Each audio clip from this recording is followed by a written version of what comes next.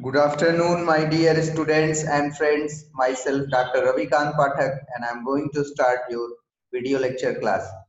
In the last video lecture, we have discussed about the oxygen hemoglobin dissociation curve and different pulmonary volumes and pulmonary capacity. So today we will talk new topic, and the name of topic is the transport of the CO2 and Haldane effect and chloride shift.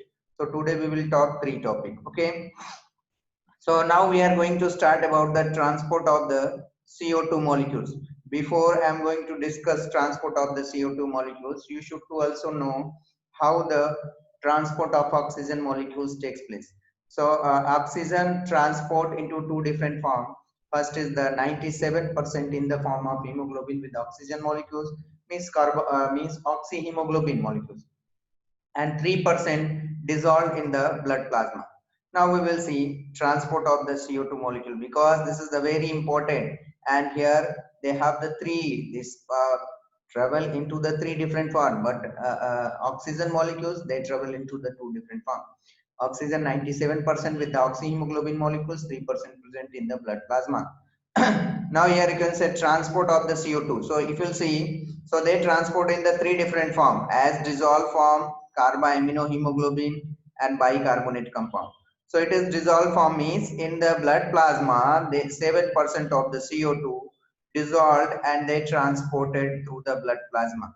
So means 7% CO2 transported through the blood plasma. So now 7% this transport through the blood plasma. Next, what it have given? Carbamino-haemoglobin. So 23% transport into the form of carbaminoglobin. So this is the structure of the carbaminohemoglobin. What is the how carbaminohemoglobin form? So you know, when the CO2 molecules combine with the amino group of the globin protein, so they form a special structure which is known as the carbaminohemoglobin. Means 23% transport in the form of carbaminohemoglobin, and 70% means most of the CO2 transport in the form of bicarbonate ion, HCO3 minus. This is the bicarbonate ion. Means 70% of the CO2 molecules or CO2 gases molecules transport in the form of bicarbonate ions. If you see, 7% dissolved in the blood plasma, 23% bind with the globin protein amino unit and they form the carbaminohemoglobin, and 70% means most of the CO2 transport in the form of bicarbonate ion. So now we will see how this bicarbonate forms. So here you can see this percentage means 70%. So this percentage of CO2 diffuses in RBC and dissolve to water cytoplasm to form the carbonic acid. We know very well. So there is the one enzyme which involves in the this CO2 diffuse in the RBC, because RBC molecules have ability to bind with this RBC. They have the pigments, and this CO2 enter inside the RBC and dissolve in the water cytoplasm and form the carbonic acid. Means RBC, in the RBC they have the cytoplasm, and these cytoplasm bind with the CO2 molecules. They form the H2CO3, that is the carbonic acid. Next, it have given the formation of carbonic acid is occur in the presence of carbonic anhydrase enzyme. I had already discussed the formation of carbonic acid means H2CO3. The formation of carbonic acid occur in the presence of carbonic anhydrase enzyme, and this is the fastest enzyme. This is the fastest enzyme. So you should to know, sometimes they have a big confusion between the fastest enzyme. So some people saying catalase and some people saying carbonic anhydrase, but you should to know carbonic anhydrase is the fastest enzyme. Catalase also found in the peroxisome, which involves in the formation degradation of H2O2 into the H2O plus other molecules. Okay, so means formation of the water molecules takes place with the help of catalase enzyme. So catalase also you can say second fastest enzyme, but most fastest enzyme considered as a carbonic anhydrase. Now here you can see, and these carbonic anhydrase which increase the rate of formation of the carbonic acid means H2CO3. How many times? 5,000 times much. Okay, means 5,000 times there is the formation of the carbonic acid takes place. And we have to see CO2, most of the CO2 transport in the 70% in the form of bicarbonate ion. Carbonic acid now dissociate. When the carbonic acid form the H2CO3, when H2CO3 enters into the RBC cell, when H2CO3 enters into the RBC cell, their dissociation takes place and it breaks into the hydrogen ion and bicarbonate ion. So it forms the two components. First is the hydrogen ion and another is the bicarbonate ion. To regulate the pH of blood, hemoglobin act as a buffer. This is also very important statement. So they have already asked in the NEET exam. So hemoglobin act as a buffer to maintain the pH, means maintain the pH, and we know very well. So 7.2 pH considered as a 7.2 to 7.4. This is the actual pH of the blood. So it maintain or regulate by the hemoglobin, and hemoglobin you can say here act as a buffer. And this hemoglobin combined with the hydrogen ion to form the hemoglobinic acid. So they form the hemoglobinic acid. Means here you can say this hemoglobin molecule act as a buffer. Now next topic, that is the which explaining about the chloride shift. How you can see here it is showing bicarbonate ions are highly diffusible ions. It is saying the bicarbonate ion is the highly diffusible because I had already told when the H2CO3 enter inside the RBC cells, it will split into two molecules, bicarbonate and hydrogen ion. Now the bicarbonate ion is saying highly diffusible. So what will happen? It will move towards the outside, means from RBC to blood plasma. So they diffuse in the blood plasma from RBC and combined with the sodium ion, means HCO3 means bicarbonate ion plus sodium ion. They will combine, they form the sodium carbonate. So sodium bicarbonate, that means they will form the sodium bicarbonate HCO3, which is also known as the baking soda. So now here they form the NaHCO3 sodium bicarbonate ion to form the sodium bicarbonate, which is also known as the baking soda. Now, and when it will come into the inside the plasma, so there is the big problem to chloride molecules which is live inside the plasma. So then what will happen? Chloride molecules try to maintain, they have been to maintain ion equilibrium in the same of bicarbonate ion. Chloride ions also diffuse in the RBC from plasma. What will happen? RBC will move, chloride ions will move from plasma to RBC. So they have given chloride ions also diffuse in the RBC from plasma, means from plasma enters into inside the RBC, and this phenomenon is known as the chloride shift. Means what is the chloride shift? When the in compensation of the bicarbonate ion, in the compensation of bicarbonate ion, the chloride ion molecules will move from blood plasma into RBC. This is called the chloride shift, and this firstly discovered by the scientist Humburger. So this is also known as the Humburger process or Humburger phenomenon.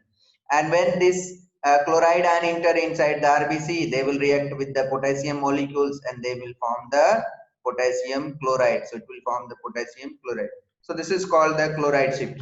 Now we can see in the figure. So if you'll see in the figure, then you can easily understand what is going on inside. So this is the figure, and try to create the concept. Firstly, this is the three thing. This is the tissue, and this is the blood plasma, and this is the RBC. Before I'm going to discuss, you should to know about the oxygen. Oxygen molecules 97% transport in the form of oxyhemoglobin. Oxyhemoglobin means where will found? It is found inside the RBC. So this means 97% oxygen molecules transport with the in the form of oxyhemoglobin. 3% present in the blood plasma. So 3% oxygen molecules transport in the blood plasma. This is a story about the oxygen. Now another concept should make carbon dioxide molecules. So carbon dioxide molecules three-way. So there is the three-way. First way, the formation, that means you can say, so here they have given 70%. 70% means 70% transport in the form of bicarbonate ion. Means they transport in the form of bicarbonate ion.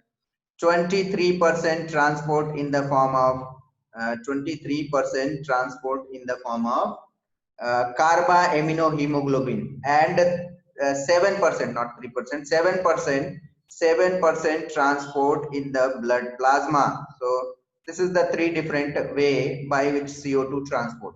This is the basic concept you should to clear. Okay, right now what will happen, you can see. This is the CO2 molecules and this is the tissue. So we know oxidation is going inside the tissue. They will intake the oxygen molecules and release the CO2 molecules. When it will release the CO2 molecules, now the CO2 molecules enter inside the RBC cells. Now they have entered inside the RBC cells. When it will enters inside the RBC cells, they form there have also enzyme which is known as the carbonic anhydrase, and this carbonic anhydrase have ability to formation of the bicarbonic acid, means H2CO3. Now H2CO3 form inside the RBC, and these H2CO3 they are further will split into two different molecules. First is the bicarbonate ion and another is the hydrogen ion. So what is the bicarbonate ion? Because we know very well, so bicarbonate ion, this is the highly diffusible. Bicarbonate ion molecules is the highly diffusible. So it will move from RBC into inside the blood plasma. This bicarbonate ion or carbonate ion, it is not stable molecules. It is the highly diffusible. So what will happen from the RBC? It enters inside the blood plasma. It enters into the blood plasma. And when these bicarbonate molecules enters inside the blood plasma for the compensation of the chloride molecules, so the chloride molecules to compensate this by this ion equilibrium or to maintain the ion equilibrium, this chloride molecules further will move enters inside the RBC cell. And when this chloride molecules enter inside the RBC cell, this phenomenon is known as the chloride shift or Humburger process. Okay, and when the chloride molecules will enters inside, they have also the carbonate, potassium molecules. This potassium molecule react with and they form the potassium chloride. And here these bicarbonate molecules, they will react with the sodium molecules. They form the that means the sodium bicarbonate, which is also known as the baking soda. Okay. So this is the basic steps. This is showing the chloride shift. So for when the chloride molecules will move from blood plasma to RBC, compensation of the bicarbonate ion to maintain the equilibrium of the blood. So ion equilibrium. So due to this, chloride molecules enter inside the RBC cells and they maintain the ion equilibrium. And another thing, proton molecules, that means H plus. H plus you know very well. So when the H plus means acidic concentration increases, pH decreases. Acidic concentration increases, pH decreases. Okay, and this pH decreases. So I had already told. So the oxygen hemoglobin dissociation curves, it will move towards the right hand side, and when it will move towards the right hand side, the binding affinity we had already told. Suppose that this is the oxygen hemoglobin dissociation curve, sigmoid shape. Okay, where it will move towards the right hand side when pH decreases. pH decreases means proton ion concentration increases. When proton ion concentration increases, so pH decreases, and this pH decreases, so cause the unloading of oxygen molecules from the hemoglobin molecules. Here you can say this is the oxyhemoglobin molecules, and when it forms, so hemoglobin bind with the proton molecules and favors the oxygen molecule unloading. And what will happen? Now this oxygen molecules will move through the blood plasma and enters into the tissue. It means this figure representing the unloading of the oxygen molecules, how unloading takes place, and another representing the chloride shift, means how the transport of the CO2 and oxygen molecules takes place from RBC, blood plasma, as well as tissue. So I think you are understanding. So this is the basic concept of this. So now we will talk next topic, that is the Haldane effect. So Haldane effect, We have to see in Bohr effect, and now we will see the next topic that you can say Haldane effect. And Haldane effect is the inversely proportional. It is the inversely proportional to Bohr effect. Now you can see this is the Haldane effect. What is the Haldane effect? Firstly, diffusion of CO2. It is saying diffusion of the CO2 in alveoli of lungs when oxyhemoglobin is formed, called as Haldane effect. It is saying diffusion of the CO2 molecule in the alveoli. When the CO2 molecules diffuse means they have the much content. Deoxygenated blood have the deoxygenated means there is the partial pressure of oxygen is the less in compared to the CO2. This is called Haldane effect. So there again, diffusion of CO2 in alveoli of lungs when oxyhemoglobin is formed. Where formed? It formed inside the lungs, because partial pressure of the lungs is the much 104 mmHg, and when CO2 molecules enter inside the lungs, so then what will happen? Oxyhemoglobin, that means dissociation takes place. Oxyhemoglobin breaks and they form the oxyhemoglobin, sorry, not oxyhemoglobin breaks. So carbon dioxide hemoglobin, carbamino-haemoglobin breaks and they form the oxyhemoglobin. So this is called the Haldane effect. When deoxygenated blood, I had already told, deoxygenated blood means there is the much concentration of CO2 and less concentration. Partial pressure of the oxygen molecule is very less. And reach in alveoli due to the partial pressure, due to the partial pressure difference, oxygen diffuse into the blood and combined with the hemoglobin. This oxygen combined with the hemoglobin and form the oxyhemoglobin. So this is called the Haldane effect. So simply you can say when deoxygenated blood enters into the alveoli, and alveoli they have the much concentration of oxygen, less concentration of CO2. Now this concentration of oxygen will left to the hemoglobin, left to the another molecules, and they bind with the hemoglobin. They will suppose that this is your alveoli, and here this is the you can say unoxygenated blood. So unoxygenated means A, and here oxygenated blood. So this unoxygenated blood enters inside the lungs, and we know very well. So here they have the much concentration of the oxygen molecule. So there is the gaseous exchange takes place, and these oxygen molecules combined with the hemoglobin molecules, and they form the oxyhemoglobin. So this is the representing. And if you see, so next they have given the according to Haldane. What is saying? According to Haldane, oxyhemoglobin act as a acid and release proton ion. So according to Haldane, oxyhemoglobin act as a acid. It is because we have to already seen oxyhemoglobin act as acid and release the proton ion, and which combine this proton ion, what will happen? Which combine with the bicarbonate ion. This proton ion means here this is the proton ion released from the hemoglobin, and this bicarbonate ion both will combine to form the carbonic acid. Now here they form the carbonic acid. This carbonic acid with the help of carbonic anhydrase, because this is the reversible, means there is the both function. But one is the one way, that means reversible, you can say. It helps in the formation of carbonic acid, and it also helps in the degradation of the carbonic acid. So you can say this is the irreversible activity. This reversible activity, it is considered as a reversible, not irreversible, reversible activity this performed by the enzyme. Now carbonic acid splits into the carbon dioxide and water molecules. Here this is the form. And what is the role of Haldane effect? So this CO2 due to the partial pressure differences diffuse in the alveoli, called Haldane effect.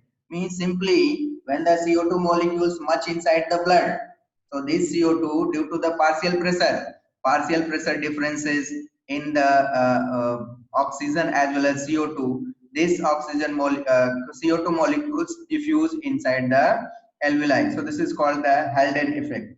And simply if we'll see in the next slide, so then you can easily understand the difference between Haldane and Bohr effect.